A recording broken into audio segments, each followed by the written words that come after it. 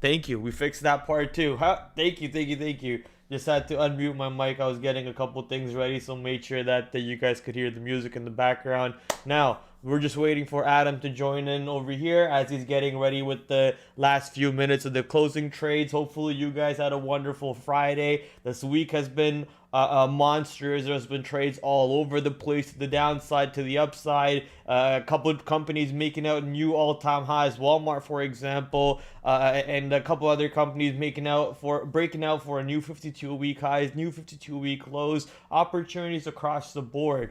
But this Friday, it's a little bit of a different Friday. We got a long weekend coming up, Monday day off, so 3 day weekend. I somehow managed to get one of the legendary traders that we have from the Trader TV floor office that I used to trade at. Who used to actually mentor me. That light is ridiculously bright right now. Alexa, set nano leaf to 30%. That light is ridiculously bright. Alexa, set nano leaf to 30%. That one's tripping out in the other room. But okay. The trader we have at the moment coming up is an absolute legend, ladies and gentlemen.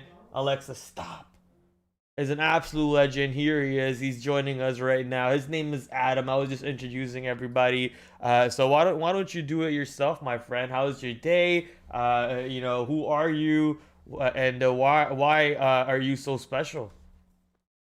Well, you got the wrong person to ask, I guess, if you're trying to get me to call myself special. But I've been trading for 5 years now with Day Trade the World. I started on the Toronto floor with you, Prad. Well, I started before you, but I was there when you started. I've been grinding it out, trying to make it work, and now I got my own floor in Hamilton, and we got a few people here, and one of them actually had their best day today, so we're all celebrating a little bit. It's a good day. How are you doing today, Brad? I love it, man. Yeah, I'm actually excited to start working at a different floor, as you very know very well.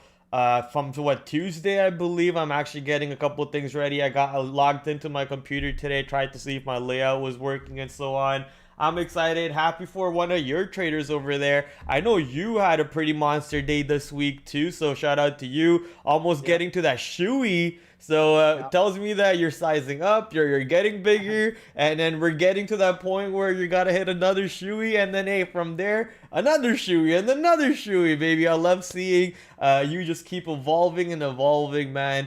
As I was saying in the chat earlier, or even how the title of the stream says, you have managed to really find your edge and really push that edge. But before we get into really any trader talk, do you have any beer over there? He does. He Come on. already has You it know, cracked. you know, I come ready to go. No, I saved the crack for you so you get the sound. Okay, I'm okay. ready. I'm ready. I'm Let's halfway do there. it. Let's do it. Yeah, here we Get that go. crack going.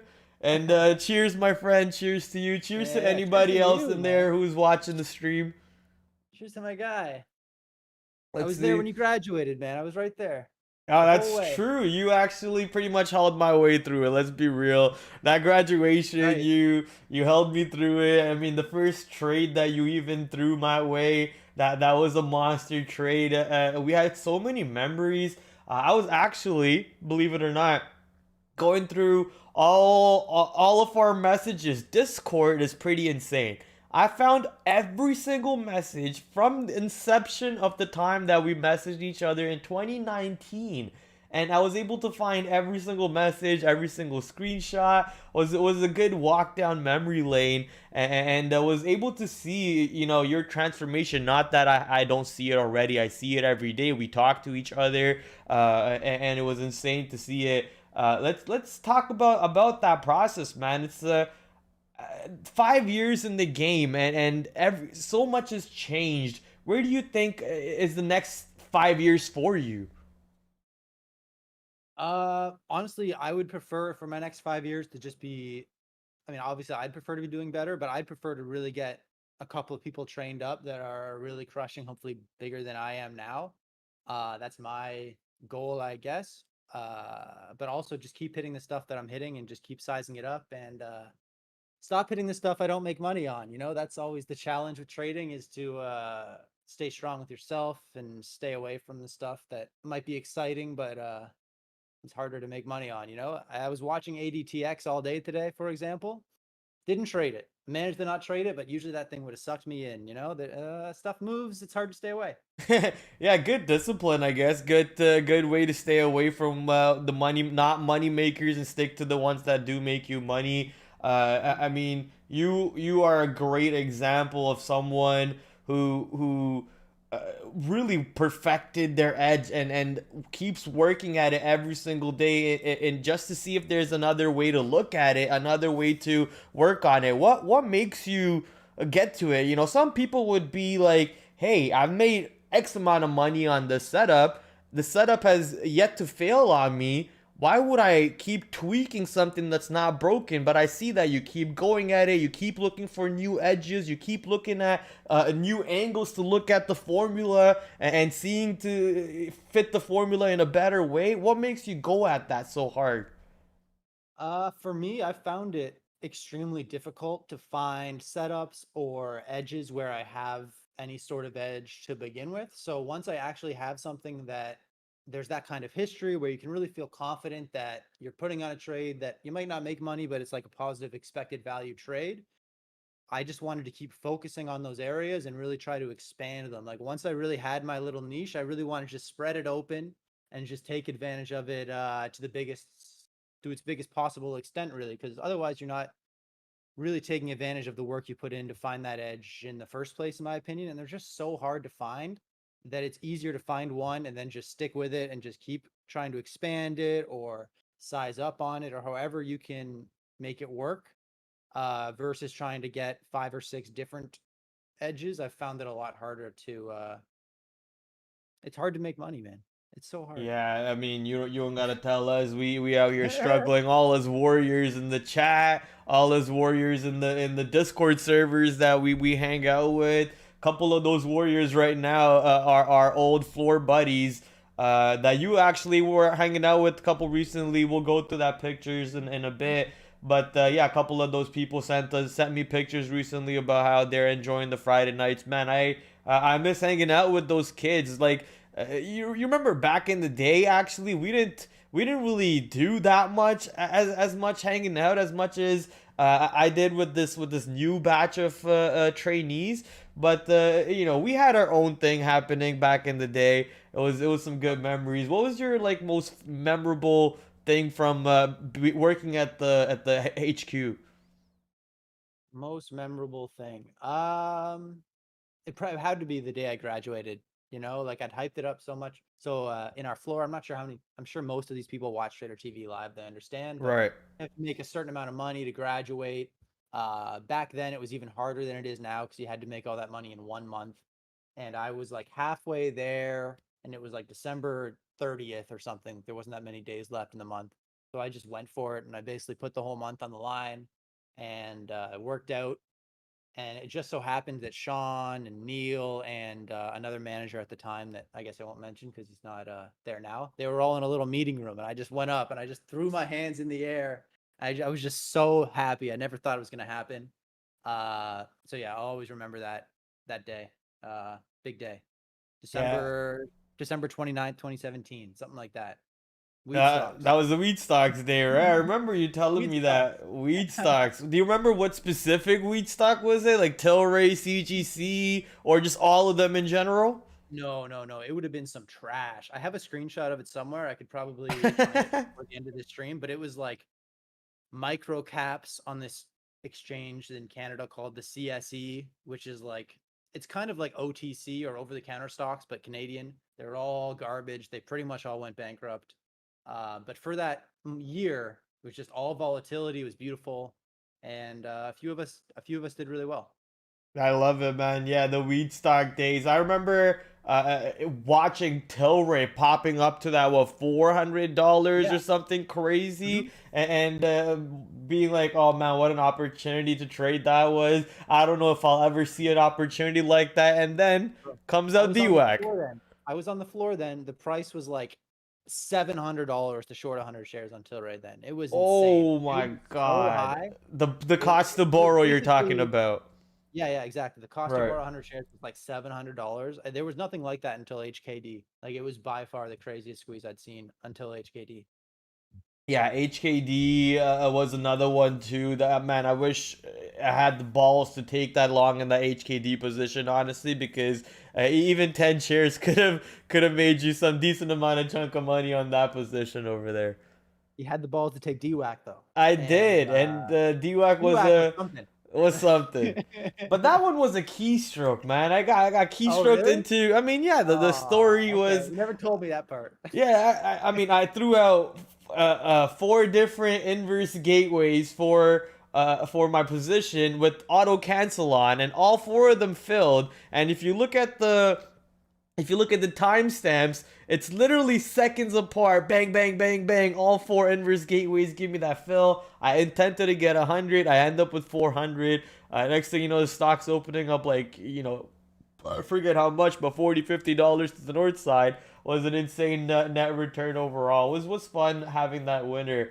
Um, I know you've had monster trades like those, all the time back in your days. But if you can go to, one specific trade during your trainee time, or even your beginning trade, what was your like go to?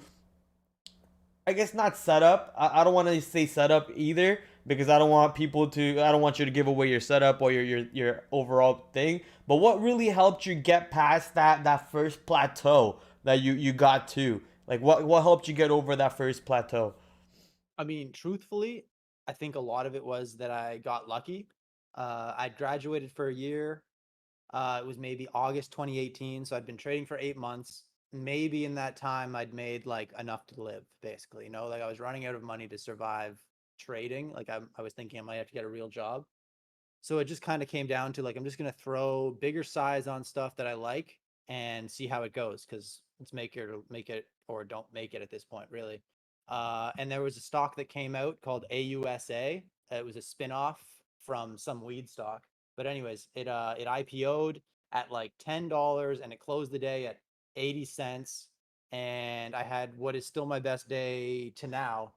And because of that, I'm still trading. So to me, that was my big day, my best story from my trainee, my best day till now. Still, like, you just don't realize the type of risk you're putting on, I think, at that time in your trading. And I wouldn't even feel comfortable doing that now, but I'm happy that it worked out for sure. Because I guess it's like push comes to shove. It's either this or nothing, Exactly. right? Yeah. It's like I can just grind out and make no money until the end and then have to give up, Yeah. or throw down and they are upset with me or I'm still there.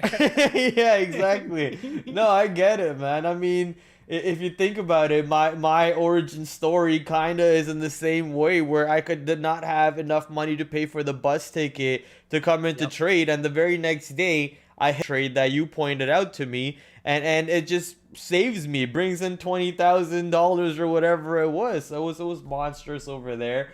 And Uh, another time where like if you were taking that trade now, there's no way you'd have that no much way, size because no now way. you know the kind of risk you're putting on. But Exactly. you're just I've punching seen keys. I've seen those trades now, and I don't put the same amount of size anymore, because now I know Yeah. what can happen. And, Hmm. and it's like the more I know, my balls got smaller for some reason. But yours keeps just getting bigger and bigger, brother. No, no, no. Yours just Well, keep getting bigger. you got to go through cycles. You size up, and then you realize, oh, that was kind of dumb, and you grind it out for a little bit, and then you size up again, and it's just all about growing and Yeah, moving around and trying to figure out what your edges are and what you just think your edges are. Because I like it's that. easy to fool yourself. I like It's that. really I easy. like that. You were talking about previously having to get to that point where either I size up and go hard at what works, or having to quit. So this question actually comes in from one of our good friends, Wayner, young Wayner.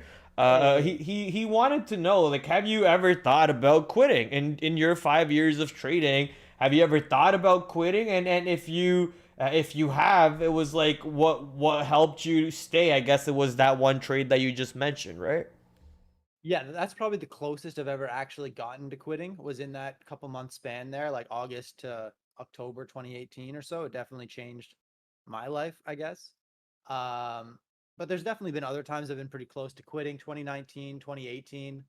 I wasn't really making a ton of money. My focus was more on consistency and building up my confidence in sizing up and all of that kind of thing. Because after 2018, I'd realized that sure you can put on size, but you really need confidence to be able to keep putting on size. Like if you lose when you have size on, it really hurts your psychology and the next day. And it's all about protecting your mental edge, really, right? Um, but I'm lucky, I think, because I have a really good support system, and I've told my fiance a few times, like, I really want to quit, whatever, and she always just says, "You're being an idiot. Like, you're meant to do this. Just like keep going." That's the And best. that's what I've been doing. So yeah, it's really nice to have a support system, I guess, that believes that I can do this, because sometimes I don't. That's the best. She's got your back. She's telling Yeah. you that you can keep doing it. What was it?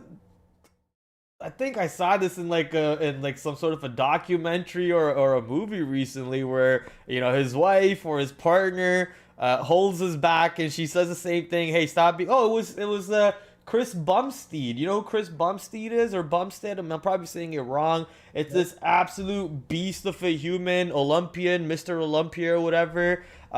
He has this little podcast episode where he's talking about how one day he was just breaking down, sitting in his washroom and just crying and breaking down and breaking down. His girlfriend came up to him and he's like, "What's wrong?" He's like, "I don't know if I can do this anymore.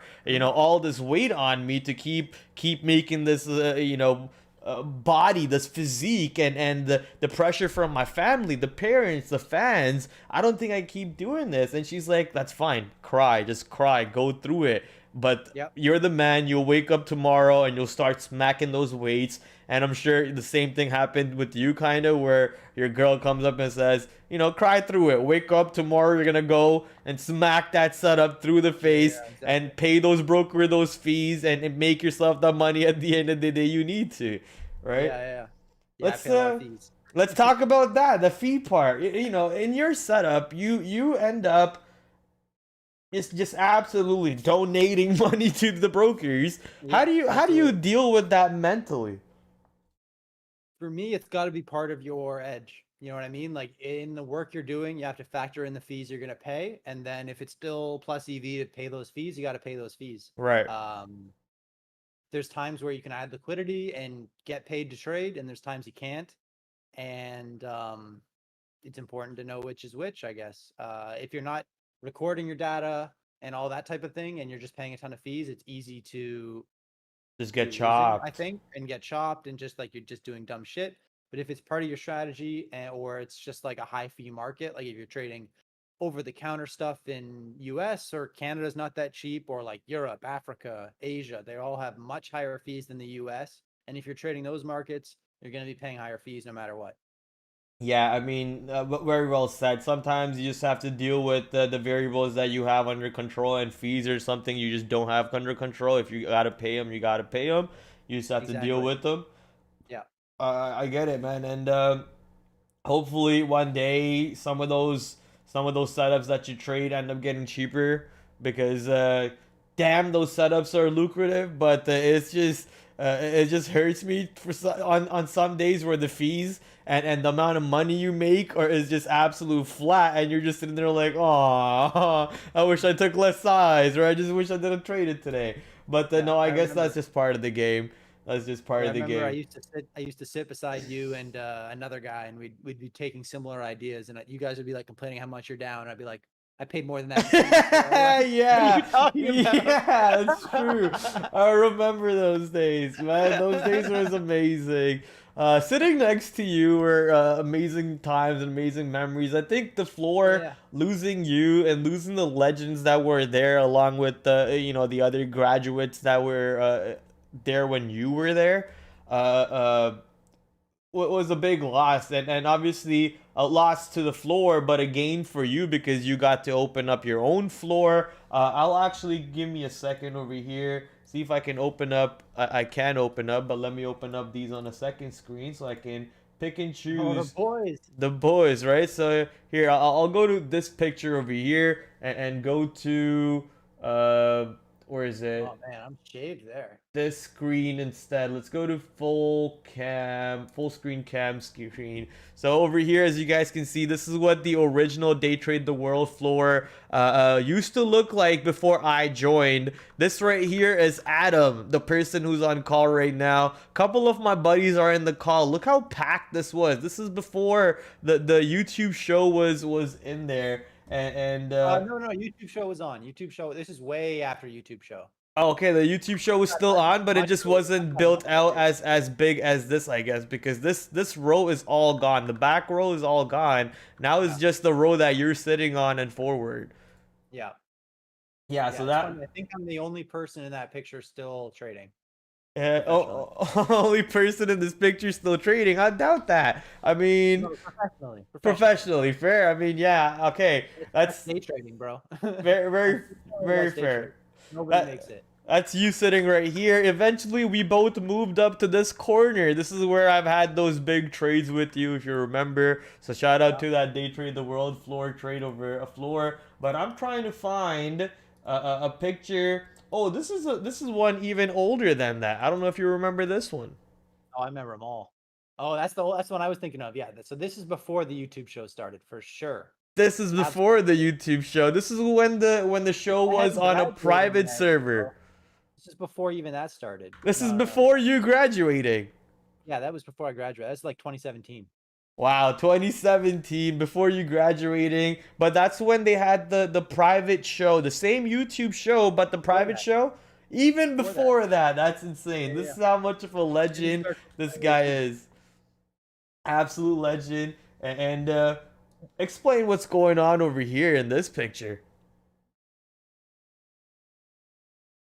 Well, I'm not going to talk about who's speaking, but you're going to his office soon. So that's one of the legendary traders from that. Oh, really? Okay, I think I know who that is. Okay. With that hand, that's your guy. Yeah, okay. Helping you out. Yeah. And then you got me there studying up. So this would have been either I just graduated or still a trainee. I think I just graduated at this time. And then we got another bunch of guys that actually the two guys to my right both graduated. They're both great guys. I love them both still. Yeah, it's nice to get advice from senior traders and not necessarily do things the way they did, but learn from their mistakes or how they've dealt with problems and all that sort of stuff. Yeah, so that was basically, I guess, your training and your learning process at the HQ floor of Day Trade the World. I remember going through that processes too. I wish I was still part of it. You get to learn a lot from that. You get to learn from other traders also showing you their wins and their losses, what to do and what not to do. It was a great time for beginner traders as myself. But I'd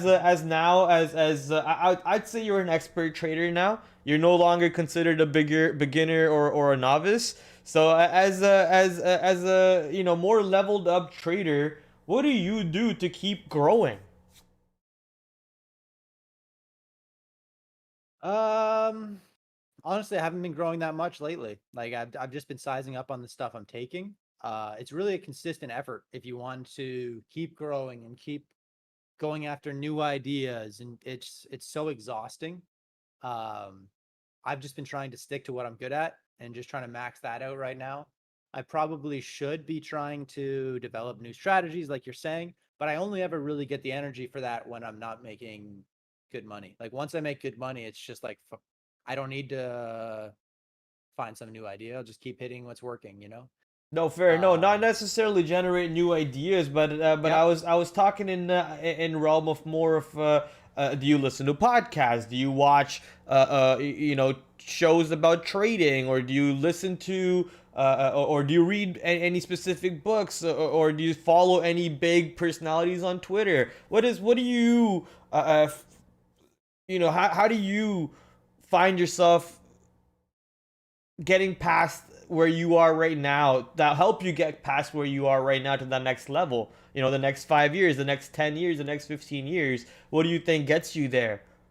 Honestly, for me, the best content as far as me learning and me growing has all been from Lance B. Oh yeah, he's got some great stuff that's seemingly only meant for professional traders. Like I see him talking and I'm just wondering how big his audience can possibly be, because he's not trying to even get retail traders audience. It's purely just prop traders, I guess. I don't know. It's excellent content. I couldn't recommend it more.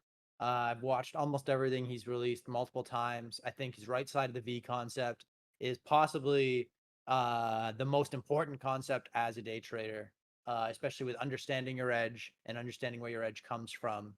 SMB, Lance B. I watch the Trader TV pre-market show all the time. Not so much during market hours, but that's just, I find it distracting. Um, yeah, but if you're looking to grow, you're looking to find content to grow, Lance B is great. Trading Wizards, read them all. They're all excellent. But those would be my main things. Awesome, man. Yeah, good tips. Ladsby is obviously a legend in the trading, prop trading specifically realm. Someone that I would love to have on this show. Someone that I actually learned from a lot every single day, every single Yeah. video, every single post that Mm-hmm. he has. You learn so much from it. Shout out to the one Lance B, I think is his Instagram title. So yeah, beautiful call out for that Yeah. Twitter handle. A Do you couple remember? go for it. Sorry, do you remember the stock? I don't. It happened this week, but they did a shitty reverse split and they fucked it up, and then it had a short squeeze. It was very similar to the COSM short squeeze. ICCT? ICCT, Right, exactly. So when that happened, I just had him ringing in the back of my head, being like, "You've seen this happen before. This is exactly what happened on COSM. right, Just, just go for it." And I didn't do it, but I just watched it go, and I'm just knowing that right, this guy's gonna put out a report saying ICCT was like the trade of the month. It was so obvious. He was right. talking to his pods, and he was telling them all, "Get long in the pre-market. It's a shit. The E Trade fucked up the reverse split. Everyone's stuck short. Yeah. Yada yada yada." Like, and just having that kind of commentary in your head, I think, is really useful. Like, yeah, he's given me a lot of alpha just from his advice. Let's get into that ICCT. So it's E Trade reversed, like fucked up the reverse split. So like, what happens to all the people who lost money? Does E Trade now owe them money? I don't know legally what happens. I'm not going to pretend to, but my understanding is E Trade and probably other brokers messed up the reverse split. People thought they were selling, they ended up stuck short, and then they all were covering at the same time.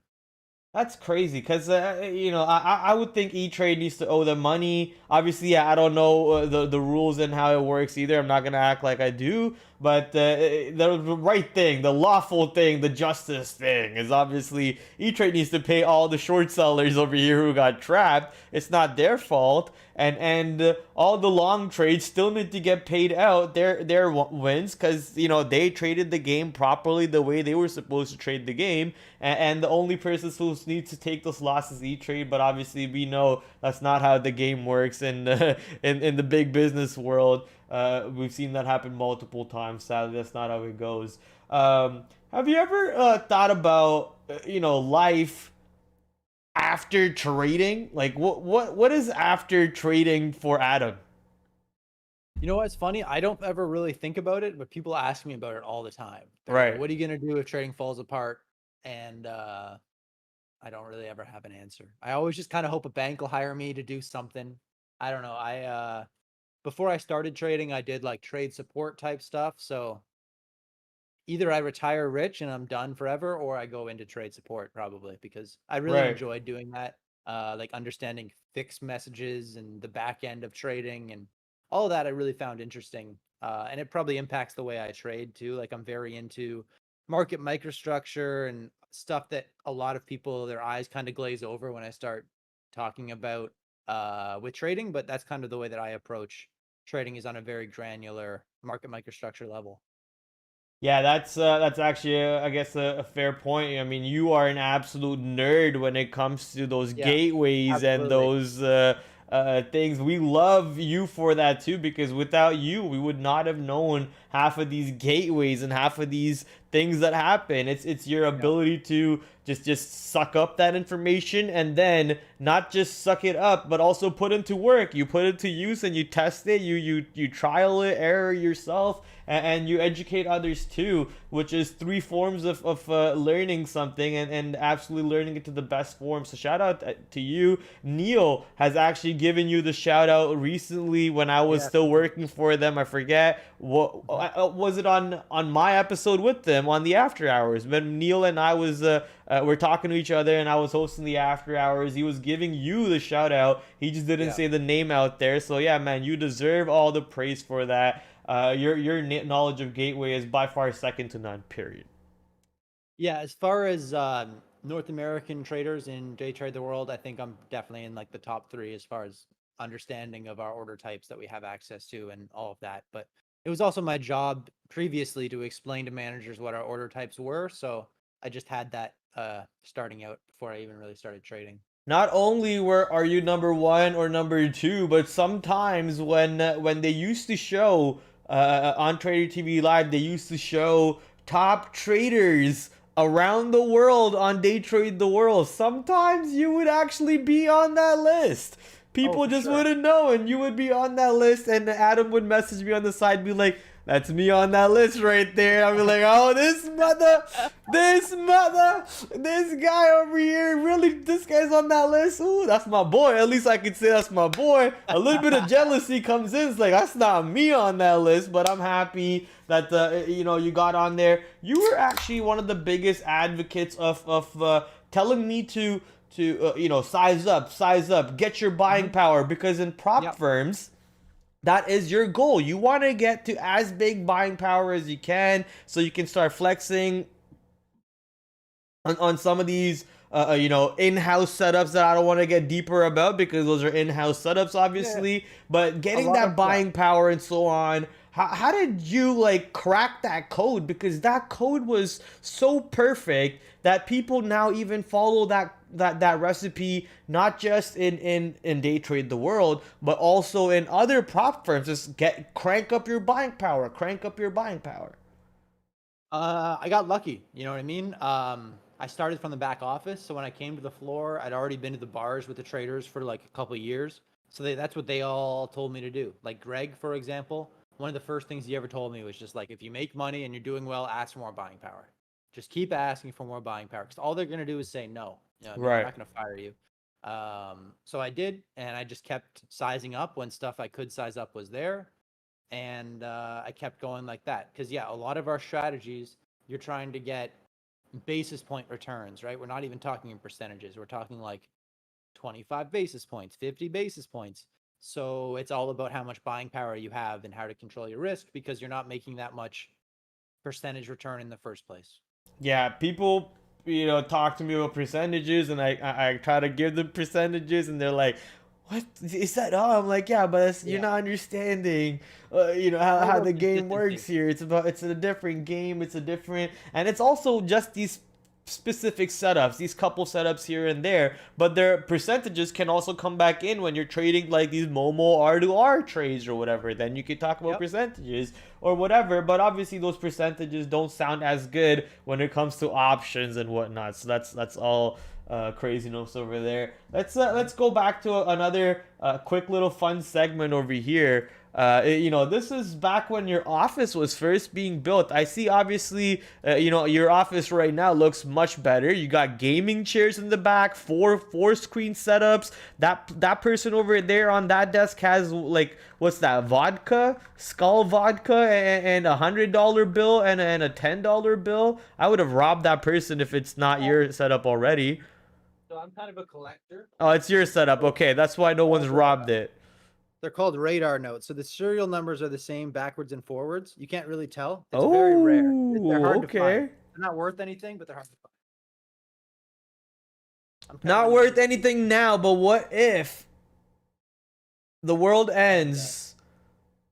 The world It might. ends, and that's the only notes left in the world for Canada. Mhm. Then it's worth something, right? You just never Hopefully. know. I like it. So for the serial number is the same backwards and forwards. That's pretty Yeah. cool. Yeah. That's pretty cool. Yeah. But you know, this is back when your office was first being built, man. Yeah. What a change! What a how fast time evolves. You know, how do Yeah. you? 2 years ago. 2 years ago now. Yeah, 2 years ago, Time. you even have this you know, game center. I see that PlayStation over there. Do you still have that center? I guess it's still there. No one ever uses it. I ended up giving that couch to my sister. I gave a lot of that stuff away. So it's just kind of a place with a TV and then no one goes in now. It's Right just for on, trade. And right yeah, on. that's pretty much exactly what it still looks like now. Simple Pretty stuff. much looks like this. Pretty much, we got Seb over here, the homie Seb. We got a couple Pro 8 charts. We got I forget this one's name. That homie was pretty cool. Look at this. Shout out to old Trader Brad. This is probably from Memes and Movers when Valeria and I used to be a trader together. Yeah, the shout out to the Memes and Here, Movers setup over there. I'll send you a picture I took today. Send you a picture that took today. Awesome. Yeah, yeah. Send me that. We'll pull it up. Obviously, your office has changed quite a bit. You know, shout out to your office, man. How does it feel to go from being a person who used to work in the back office to becoming a trader at the to the headquarters to now actually owning your own floor and training your own traders? It's like a dream. You know what I mean? You are him. Yeah, it's hard to face the reality that I'm kind of here and I've made it, and it's just, can I keep it up? Can I keep growing? Um, it's hard to stay on top of everything, obviously, and make it work. But you just keep trying, and you just keep doing their best every day and sizing up and trying not to punt, even though I like to punt, and make it work. But yeah, it's weird coming to the Toronto floor now and being like the person that's been there the longest or whatever. You know, when I left, I wasn't even that big of a deal, and now I go and I'm the person that's been trading the longest there. It's weird. It's different. Now you're a legend, buddy. You walk Yeah, there and you're an absolute legend. People look yeah. at The you life like, cycle of a trader is very oh, short. Yeah, yeah, life cycle we of a love trader. you. You last 3 years. You've made it. Apparently, it doesn't take that long. I've lasted 3 years, and that was the end of my story. Obviously, my story was forced retirement. My story was forced retirement and forced goodbye. But it is what it is. No saltiness about that one. Here's that quick picture. People using that police command in the chat for some reason. My lights are acting up. But here's the picture that you posted. Oh yeah, there's your kitty cat. I have a couple pictures of your cats over here. I have them queued She's the up. mascot, man. Yeah. I'll If pull it's them lunch up. hour, if it's lunch hour, I'm losing a little bit of money. She's coming out, man. Little cat pet. What's Can't the do me cat's wrong. name? Her name's June. She's the best, man. She's so June. good. She's huge. Yeah. She's great. For those of Little you who puppy. don't know, this legend over here is he used to trade at the HQ floor with us. Also, Spencer. He's now trading with Adam. So you know, monster change over there for him. Hopefully he sucks up everything Adam has to teach him, and then comes back RIP. to you know, the headquarters floor, and then teaches us all about there. But yeah, this cat's no longer there. No longer alive, unfortunately. No. RIP. No, time to Oh slow. man, R.I.P. to this cat. We missed Oh my this one. god, bro, that was the first iteration of my office, man. That's a Ah, long time ago. yeah, buddy. I like I said, I legit went through every single message from 2019 to 2023. It took me Yeah. over an hour and a half, and I was a little pissed off that we talk so much. We talk way too damn Way too much, much. Yeah. way too much. Insane amount about trading, about video games, about sports gambling. I even got the sports gambling screenshots already. You remember these days when I was calling out like 9 leg, 10 leg Oh parlays, yeah. And you helping hit. you, helping you win those like 4 leg, 5 leg parlays? Yeah, you were crushing. Man, those were great times. You know, hopefully those Gamba times comes back into play. What's the story You were with this picture over here, you were man? pretty close. Ooh. Olivia, my fiance loves to make fun of me in this picture. What's the story with this picture? Were you trying out for an FBI role in some movie or some shit? I think I thought I looked like I was having the best time, man. It didn't quite look like that. It didn't quite look like that at all, man. I'm looking way too serious. Fair. Looking way too serious, but I love me with a mustache. It makes me laugh every time. Your mustache actually looks pretty good. I'll tell you that. It looks good. No homo, looks good. Uh, let's go to this one over here real quick. I think a big part of your success, honestly, Yeah. comes from this mentality, man. This mentality of it's only money, that it's only numbers on a screen. Where'd you get that from? I think that might just be part of me, man. The guy I sat next to when I started kind of said that when I started trading, I kind of always had that mentality, I guess, and it was part of why he thought he couldn't make it as a trader, is because he didn't have that same mentality, I guess. I can't speak to where that really comes from. I think I'm just a little it's just the way I am, I guess. I'm a little bit detached from that side of money. It's just I numbers to love me. it. Yeah, it's I I guess I wasn't like that, but trading has got me closer and closer to the point where I don't care about the price tag anymore. I just, Yeah. if I like it, I spend it. If I don't like it, move on. What's next? What's next? What's next? It's completely detached me from the value of money, and I guess Yeah. you have to get to that point if you want to be that bigger, better trader that you imagine yourself to be. Well, yeah, there's a certain point where you can't really rationalize it as like a normal amount. Like when you start out, you lose $50, you lose $100, you lose $200.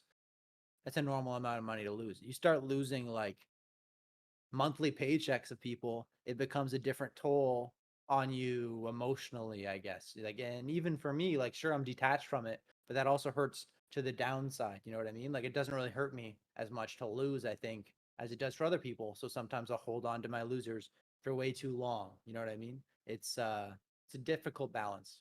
Right, yeah. I bet that part has to figure out the weighing scale of the balance over there. Have to figure out how to nip the losers and then to hold the winners. I guess you don't have to worry about holding the winners because your Yeah, ball it's never size been a is like problem. gigantic. Yeah, I never have a problem. That's always kind of the dichotomy of traders, right? Like there's traders like Neil who might not hold their winners for long enough, but they're always going to cut their losers and they're always going to size appropriately, and you got to really be on them to size up more. Whereas me, I probably take too many trades. I probably take them too big, and I have to focus myself to take less and size down. Right. And it's just two different sides of trading to me. Like those are the two types of traders for me that I've seen make it are the people that don't size up enough but crush and just have to push themselves to size up more, and the people that take too much stuff but they have good ideas and they just have to discipline. For They have to have sure. discipline. For sure. Do you I know you track your trades, but like Yeah. I've uh tracked every single day that I've traded since January 2018 by strategy. So I can tell you exactly how I've done every single strategy that I trade every day since January 2018. monster. Yeah, so that's the level you gotta be at, right? That's the level you gotta be at. Just want to give a quick shout out to my affiliate sponsor, Traders Sync. If you want to track your trades too, as you Mhm. hear this professional trader over here, who just said he can give you statistics for every single trade he has taken since the first trade he's ever made. Stats like that help you find your edge, and Yeah. then how to perfect your edge to the point where you can push more size on it, finding your risk, finding your reward. It's having that things to back you up. Exactly. Even when you're thinking about quitting, which this man has said he has done a couple times, all he needs to do is go back to these stats and be like, hey, I know what I'm doing. I'm not Yeah. just rolling the dice over here or playing blackjack. I know what I'm doing. I got numbers, I got stats, and those stats will help you find, where your money is being made, where your money's not being made. Obviously, he has his demons. He mentioned that he struggles with cutting out those setups that don't make him money. We all have our demons, but it's having that ability to even track and know what makes him money and knowing what doesn't make him money shows him what setups to take more size and what setups to take less size so he can perfect that setup. Not don't trade it anymore. It means Yeah. cut less size, perfect it, work on the mistakes, and see how you can get better on it. Things like that will only happen if you are tracking your trades, and I would suggest people to use code. Just scroll down in the description below. Check out Trader Sync. Click on my link. It will help me out by any way that if you do sign up for any of my affiliate sponsors, Benzinga, Trade Ideas, or even Trader Sync. Yeah, I've never used Trader Sync, but if it helps people track their trades, I couldn't recommend it enough because to me, that's the number one thing to staying a successful trader is really not letting your mental biases affect the trades you take. It's so easy to trade stuff that moves every day and convince yourself that you have an edge on it because you make money sometimes. Like if you trade Amazon every day or you trade futures every day, you're going to make big winners sometimes, but it doesn't mean that you're consistently profitable. So it's important to record your profit by setup. So you have that to look back on. And also, if you're in a big downswing, it's nice to have the profits that you've made to look back on to be like, okay, I've done this before. I've been consistently profitable before. I can be consistently profitable again. I just have to focus on XYZ, whatever your back to basic setups are. What motivates you like to get up every day and go at it? I couldn't imagine doing anything else. I don't really need any sort of motivation, I guess, to do this. If anything, it's motivation that I'd have to do something else.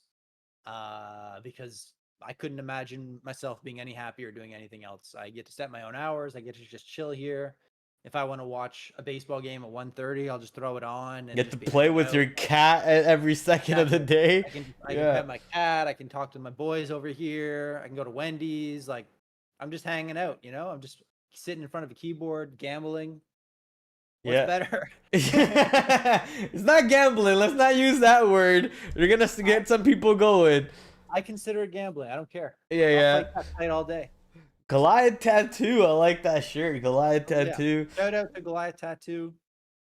Big fan, big friend of the program. Goliath Tattoo, Dundas, Ontario. Okay. Goliath tattoo. Maybe I have to go there to get a tattoo from them. I've been thinking about getting some new tattoos, especially with this One Piece anime live action that came out. I've been thinking about getting. I won't say it. I won't say it because I don't want anyone to take my ideas. I'll just shut up. So let's move on to the next question over here. I have, man, because I want to talk about your office and your floor. Eventually, I see myself opening up a floor. I don't know where. Maybe Singapore, maybe Dubai, somewhere, right? It's not gonna be in North America, that's for sure. It's gonna be somewhere out there in the Asian or Middle East countries. It's somewhere where I can save on taxes and somewhere where I don't have to wake up stupid early and go to bed stupid early so I can party. Right? So Singapore obviously being the hub.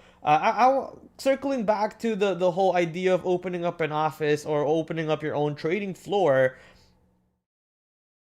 How does that stress eat at your own trading ability? Like, having to make sure that you are bringing in X amount of money every month so your office stays open.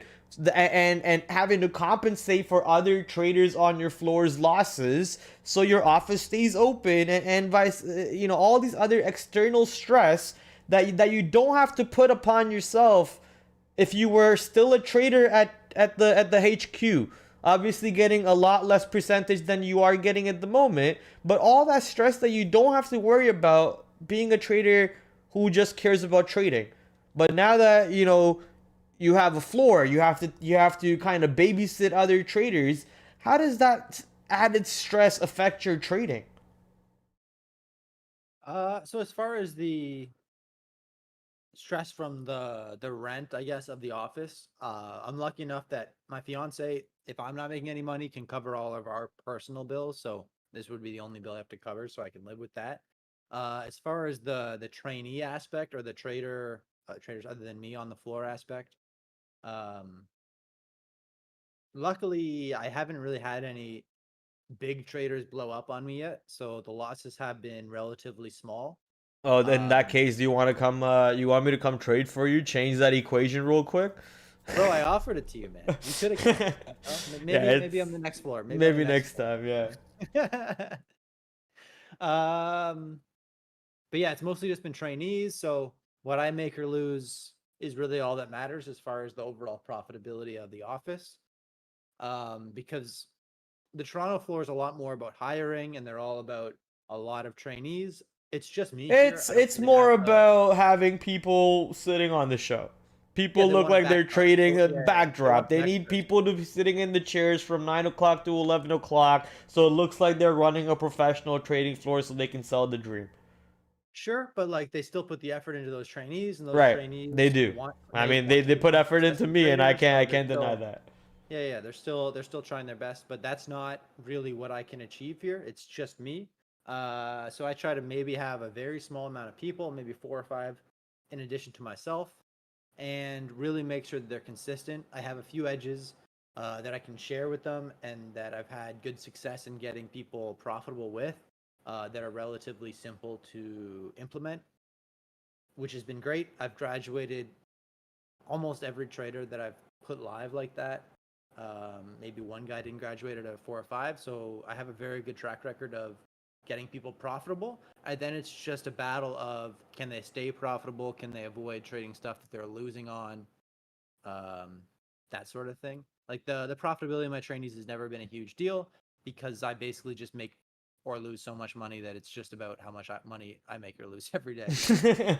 Big Dick Baller. That's basically the name of the game over there. I mean, Yeah. these stats speak for themselves, ladies and gentlemen. Look at these numbers over here. Yearly profit. Not once do you see this man's P&L dip below that black flat line, which is, for those of you who don't know, the zero line.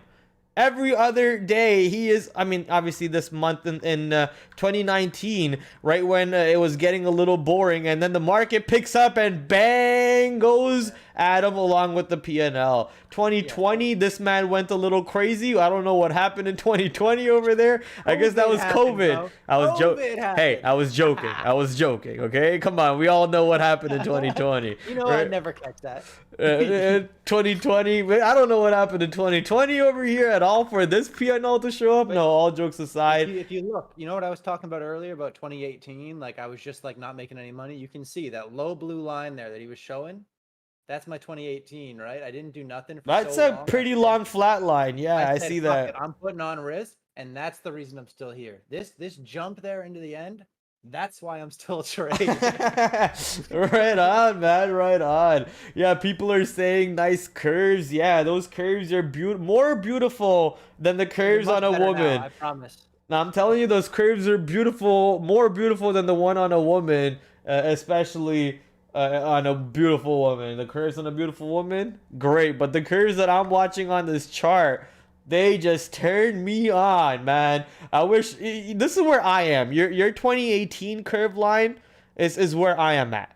So I'm hoping that I catch somewhere around this 2022, or sorry, 2020 curve line, and you're saying the 2023, 2022 curve lines are better. These charts are obviously pretty old. I'm handling with old data over here, but I think it's it's been still very indicative. Like you can really see, yeah, sure, I really sized up into 2018, and then I had a big downswing. And 2019, I just kind of tried to figure it out. I was pretty consistent, and then I sized up in 2020, and I had to get consistent again. It's just a battle of sizing up and then being consistent, and sizing up and being consistent, and that's how it goes. Was there ever a moment where you had to fight like the inconsistency period? Like, and if you did, what did you do to get out of it? For me, it's just I luckily have setups that are just very simple and very just for me base, and I can just do them and I'll make money every time, and it's not a problem. Like if I want to sit down and trade every day, I can make a couple $100. every day and never have a problem, right? So I can always fall back on that and do that and get my confidence back and get a bankroll going, and then start to do stuff that's a little bit more volatile and a little bit less free, and then just keep going like that. If you keep trying to attack and you keep trying to push the stuff that you think can make it all back, but you're not really that consistent on, it's very easy to get in a hole that you can't get out of, right? So for me, it's always like, once you start to get a little bit down and you're starting to feel a little bit screwed over, you really got to have something to fall back on, that can put you back on a level pace. And if you don't have that, then you can get in a really bad spot. Yeah, very well put. I mean, I remember when I went through a little rough period of inconsistency, you kind of had to grab me and pull me out of there. And you know, help me out quite a bit through that. I appreciate it. Yeah, you just have to kind of dial it back down a bit. Go back to the basics. Go back to what Yeah, worked, and the exactly. only way you can do that is having stats, Yeah, right? it's very easy to get emotional and say, I'm down this much. I lost this much yesterday. I got to make it all back and more today, or whatever. But unfortunately, the market really doesn't give any fucks about what you want to make or what you want it to do. So you just got to be level and just execute your strategies, and whatever it makes you, that's what you get. Yeah, you see the lights flashing in the back of me, or something. It's people in the chat can control my lights over there. It's some new feature that I built in for them. They're tripping out. Oh, you're actually answering questions in the chat. No, I appreciate that. Yeah, your username IFEBB. That's something I gave you, and probably the best ever name I can ever give you. We don't have to get deeper into it because it might give away your little setup over there. But the IFEBB, Mr. IFEBB. When I write a book, uh, I forget what book this was, but in this one book, he would refer to everyone as Mr. something, Mr. title, Mr. this. It was probably one good trader, or something by SMB Capital's guy Mike Billafiore. I think it sounds Sounds like like one of his Reservoir Dogs to me. Reservoir Dogs. I mean, it could be Mr. something, Mr. No, that's a something. movie, but it's probably the same idea.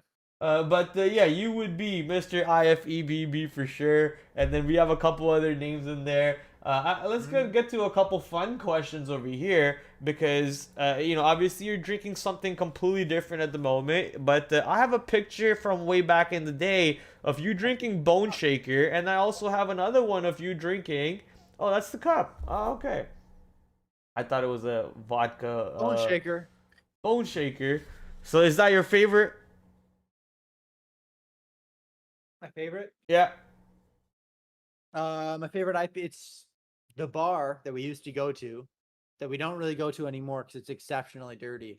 Had Bone Shaker on tap, and it's like an 8% IPA. Yep. And there were a lot of messy nights from the Bone Shaker with the Trader Boys. Yeah, Bone Shaker. Oh, Mullins. Oh, dude, we don't go to Mullins. Yeah, You don't go Mullins. to You Mullins. don't go to Mullins. It's nasty, nasty, nasty, nasty. Never go to Mullins. Yuck.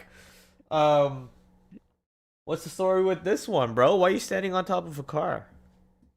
So that was when I just recycled that car. So I sold it to a scrapyard or something. Yeah, there you go. So what are we driving now? I've got a Volvo XC70. It's like a station wagon. Volvo XC70. Okay, not bad, not bad. Well, coming from a guy who's driving, Brampton buses at the moment, so anything sounds better to me. This is the last picture that I have that I can pull up at the moment. This was the last time we were all hanging out together. That's you right there. This is obviously a goodbye party to our friend Greg. On my right. This Big guy? shout out. Also Big to shout Greg, out. on my right is Scott, and also big shout out to Scott. Oh, you're right. Is this guy? Yeah, this guy sucks. Shout out to him too, my guy. Big shout outs to everyone in that picture. I had such a good time that night. It's so nice to be on the trading floor again. I missed it so much being out here. The community is second to none. Yeah, man. The camaraderie, the friendship, all the stupid shit that you do. Getting drunk on Fridays. It's just like it becomes a family. So the forced retirement hurt. but it's the family, the friendship, the camaraderie keeps on living. And obviously, anytime you're going downtown Toronto to go hang out with them, you're telling me because I'm coming along and we're getting absolutely smashed. No Yeah, what doubt about retirement, that. man? What retirement? You start again on Tuesday. Start back No again retirement. Tuesday, baby. We're coming It's a back like vacation. MJ. It's a vacation.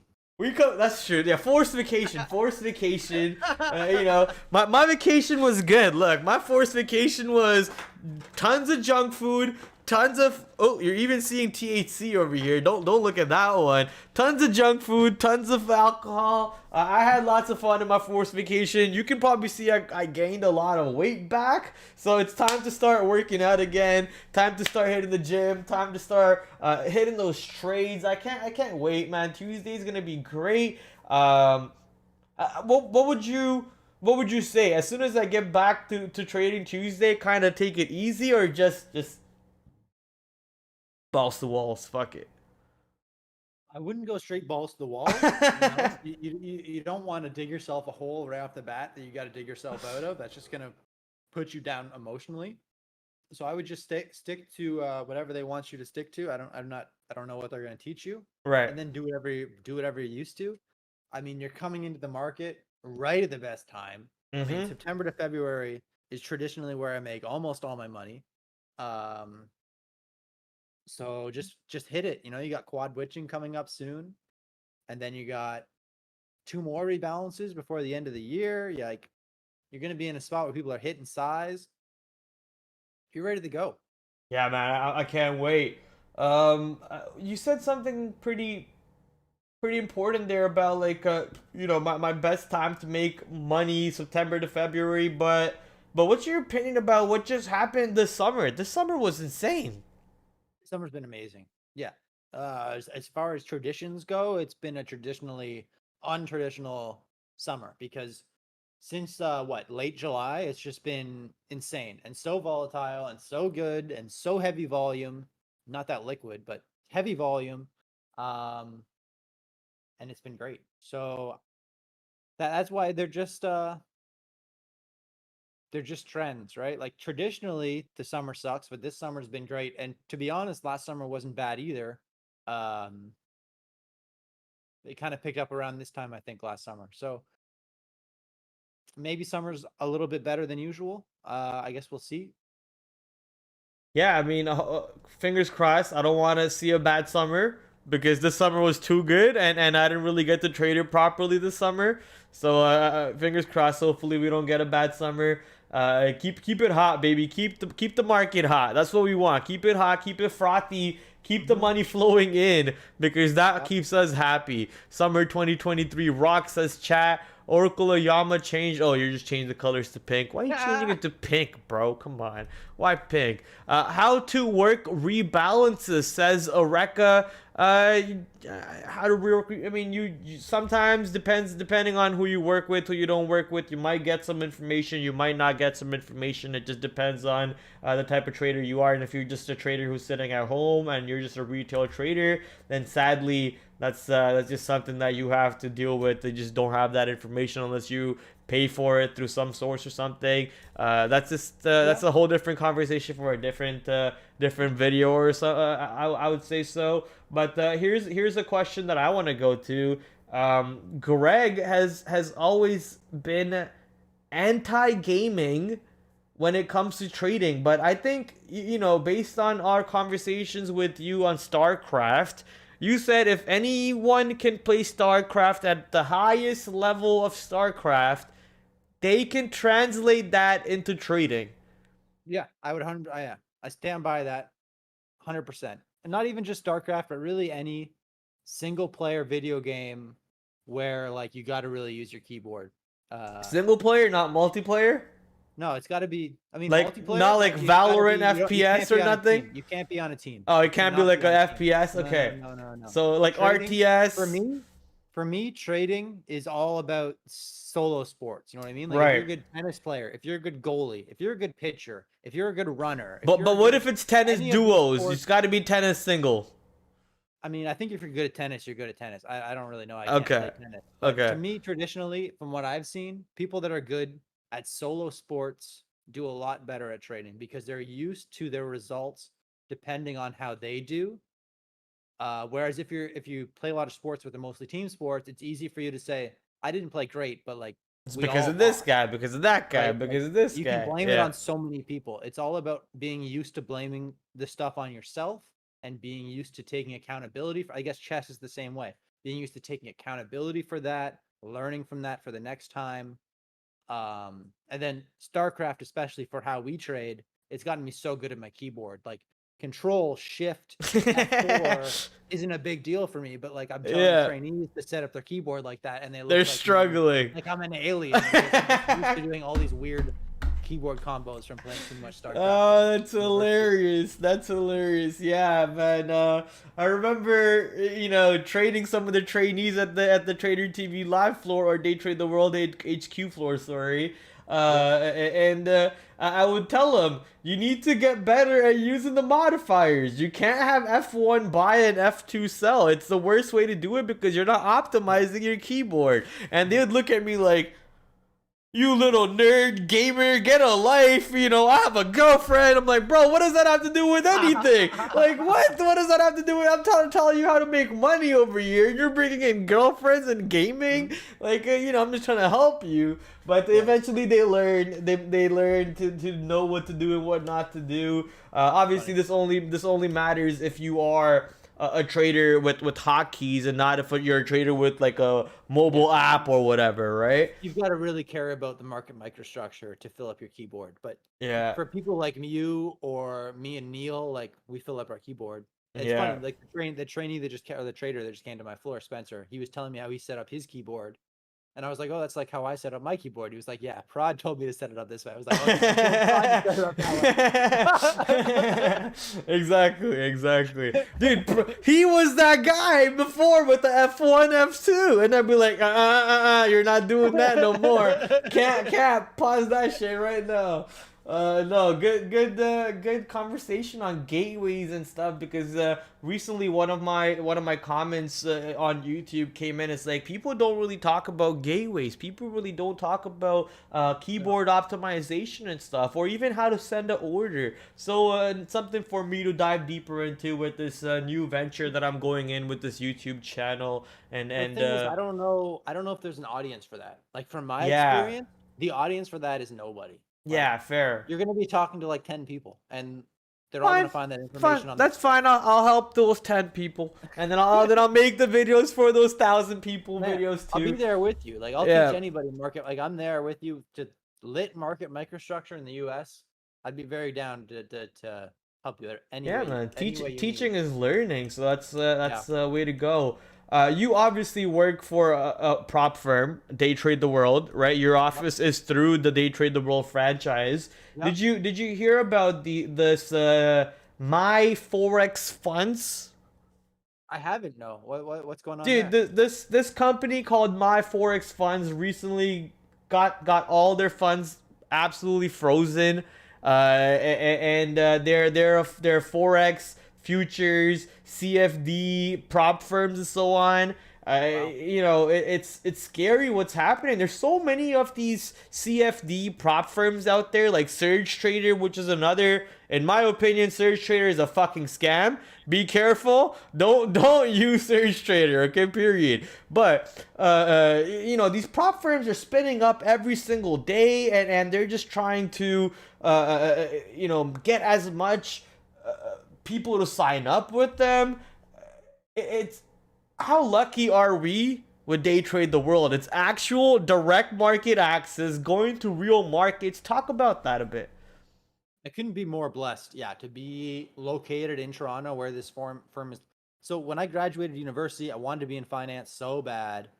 I didn't really graduate from a great university, and I'm not all that great at interviewing or applying for jobs either. So I didn't get anywhere. I wanted to. It's so bad. I did some data entry, whatever. I had an interview with a guy that worked at TSX, not like an interview for a job, just like I met up with them and asked him some questions. And he was like, try applying for some prop firms. Like that might be a good spot for you. I'm not sure if he actually thought I had a chance or if it was just like that's kind of your only shot. But I fired that shot and it all It worked out because I worked. was in Wow. Toronto. I was in Toronto where Day Trade the World is located, right? Like if I was in almost any other city in the world, like I wouldn't even really have that shot. So yeah, very blessed to be here and very blessed that it's all working out and hopefully it all works out for both of us. Yeah, it's tight. One last question, man. It's what do you love more, poker or trading? Trading, no question. Man, I've put so much more I work into call getting good at cap poker. on that, bro. Uh, Poker, you love poker so much. I do, but I don't make money playing poker, bro. Fair. I've tried to make money playing poker so hard. It's so much harder than trading. If you're good at making money playing poker, try trading. I promise you it's easier. Fair, fair, fair. I love that you said that. I personally suck at Yeah, I love poker. poker. I love poker. Yeah. Couldn't love it more. You obviously call trading gambling, which I don't. I call it, better than gambling, but it's pretty damn close to gambling. I don't call it gambling, but Okay. if you can understand poker, then you could be pretty good at trading too. So pretty close similarities over there. A lot of people have said that. Even Neil has said this one book which is called Thinking in Bets, which is Yep. basically about Annie poker. Duke. By Andy Annie Duke. Duke. Okay, yeah. Yep. Thank you for giving the Annie. She's a woman. Annie. I thought Andy. Sorry, No, Annie I know. Duke. So poker over there, a big influence to a lot of traders. A lot of Mhm. big time traders are actually big Yep. time poker players and big time gamers too. Something that you just said. So shout out to that. Adam, it's been a blast having you on for the last hour or so, man. Yeah, cool, I bud. know. I know you got shit to do. I got shit to do. I gotta go walk my dog before it comes Uh-huh. upstairs over here and starts bugging me. And also gotta Yep. clean up the house before my mom comes back from India. So I gotta do that one. Adam, once again, love you. Yeah. Uh, I'll hear back anytime, man. Just let me know. yeah, we'll have you again for episode number 2. Do you want to promote your social media if you're looking for traders or anything? Sure. Yeah. On Instagram, I think I'm trading with Gumption or something. Doesn't even know Shoot. his Instagram.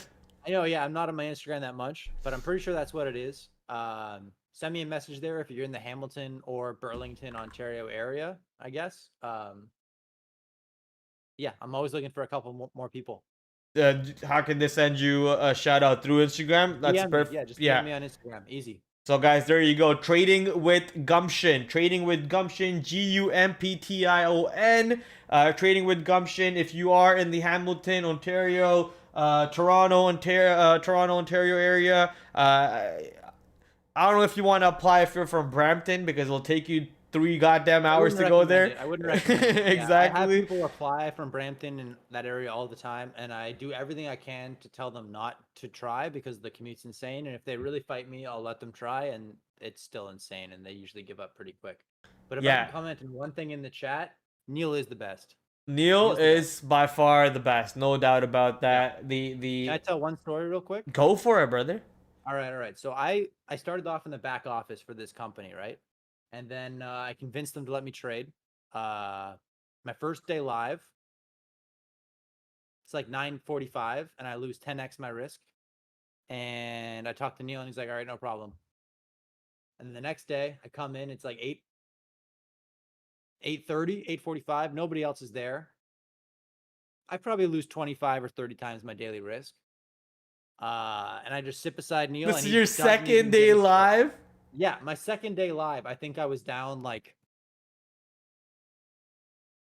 30 or 40 times my net loss. So way too much. Um, but Neil understood exactly how it happened, and he didn't really think it was a big deal. And he let me keep trading. I thought I was gonna be fired. So big shout out to Neil. Yeah. I wouldn't be here without him either. He's the best guy at Trader TV Live for sure. Love him so much. Hands down, man. That dude had to interview me because I was late to the interview. Hmm.